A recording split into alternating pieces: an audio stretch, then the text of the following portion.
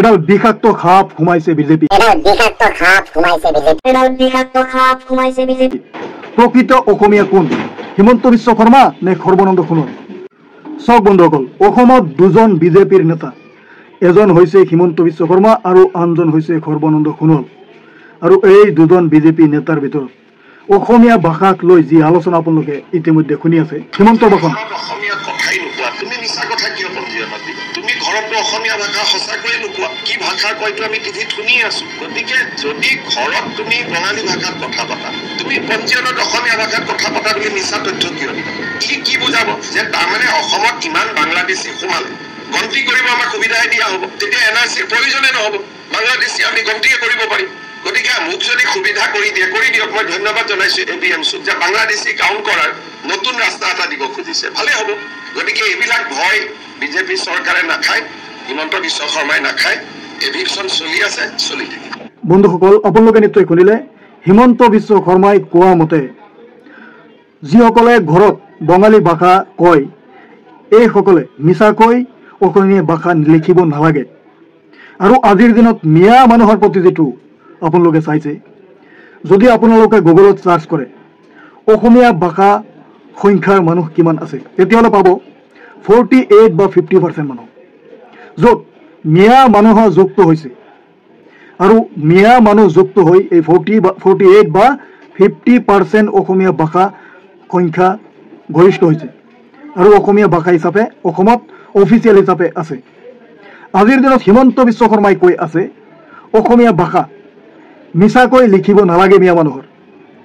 আৰু বিজেপিৰ আৰু এজন নেতা চাওক, সকলোৱে গ্ৰহণ কৰিব লাগিব, এইটো আমাৰ মাতৃভাষা, এই মাতৃভাষা আমি সকলোৱে মৰ্যাদা দিবই লাগিব, সকলোৱে গ্ৰহণ কৰিব লাগিব, এইটো আমাৰ মাতৃভাষা, এই মাতৃভাষা আমি সকলোৱে মৰ্যাদা দিবই লাগিব।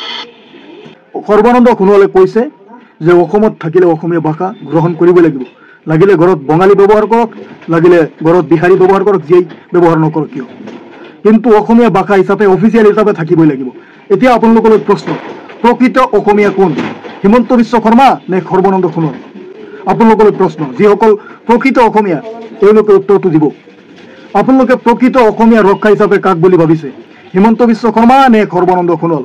ডাইৰেক্ট প্ৰশ্নৰ উত্তৰ আপোনালোকে দিব। হিমন্ত বিশ্ব শৰ্মা নে সৰ্বানন্দ সোণোৱাল? বিজেপিৰ মাজত দুজন নেতা, এজন সৰ্বানন্দ সোণোৱাল আৰু এজন হিমন্ত বিশ্ব শৰ্মা। হিমন্ত বিশ্ব শৰ্মাৰ মতে মিছাকৈ অসমীয়া ভাষা নিলিখাই ভাল, এওঁলোকে বাংলা ভাষা অফিচিয়েল হিচাপে লিখিব লাগে। আৰু ধন্যবাদ জনাইছে ABMCক, যেতিয়া কৈছে যে অসমীয়া ভাষাৰ ঠাইত বাংলা হ'ব অফিচিয়েল ভাষা। হিমন্ত বিশ্ব শৰ্মাই কিন্তু ধন্যবাদ দিছে। এতিয়া প্ৰকৃত অসমীয়াৰ ৰক্ষা হিচাপে কাক ভাবে, সৰ্বানন্দ সোণোৱাল নে হিমন্ত বিশ্ব শৰ্মা? চাওক, পাৰ্টিৰ ভিতৰত এটা পাৰ্টিৰ ভিতৰত দুজন নেতা, দুজনে অসমীয়া হিচাপে মুখ্যমন্ত্ৰীৰ চকীখনত বহিছিলে। এতিয়াও হিমন্ত বিশ্ব শৰ্মা আছে। আপোনালোকে কি বুলি ভাবে, অসমখন বচাবলৈ আহিছে হিমন্ত নে অসমখন ধ্বংস কৰিবলৈ আহিছে? অসমীয়া ভাষা বচাবলৈ আহিছে হিমন্ত নে অসমীয়া ভাষা ধ্বংস কৰিবলৈ আহিছে? চাওক, যিটো মুখ্যমন্ত্ৰীয়ে মন্তব্য কৰিছে, এই মন্তব্য কৰিলে এনেধৰণৰ অসমীয়া মানুহক বয় খোৱা যেন দেখুৱাইছে, অসমীয়া মানুহক বয় খোৱা দেখুৱাইছে, মিয়া মানুহক বয় খোৱা দেখুৱাইছে।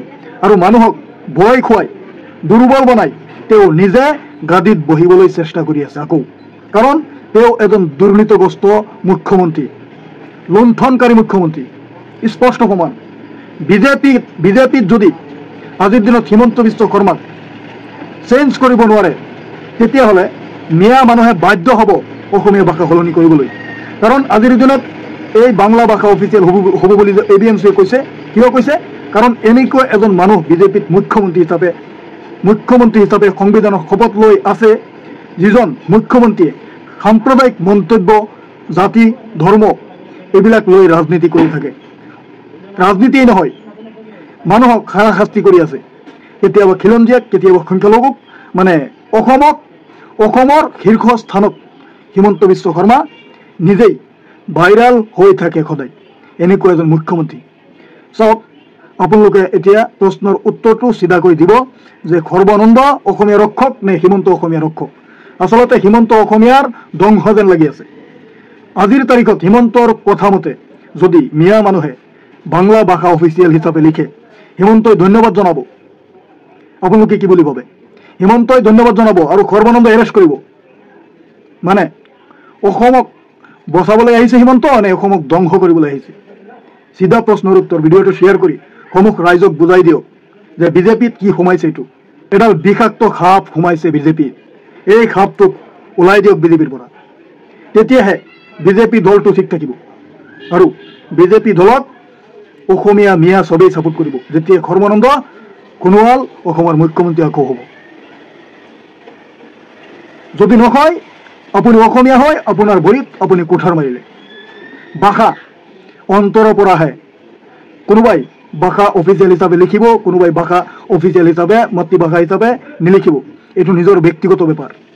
আপুনি একোৱেই কৰিব নোৱাৰিব। তেতিয়া দেশত সংবিধান আছে, কিন্তু কিছুমান কথাৰ কাৰণেহে কথা আহে। এনেকুৱা এজন মুখ্যমন্ত্ৰী হৈ এইবিলাক লৈ সাম্প্ৰদায়িক মন্তব্য সদায়। এই মানুহজনক আকৌ কৈ আছে কিছুমানে অসমীয়াক বচাবলৈ আহিছে। অসমীয়াক বচাবলৈ নহয়, অসমীয়াৰ দোহাই দি, অসমীয়াক ভয় খুৱাই অসমীয়াক ধ্বংস কৰিবলৈ আহিছে এই মানুহজন।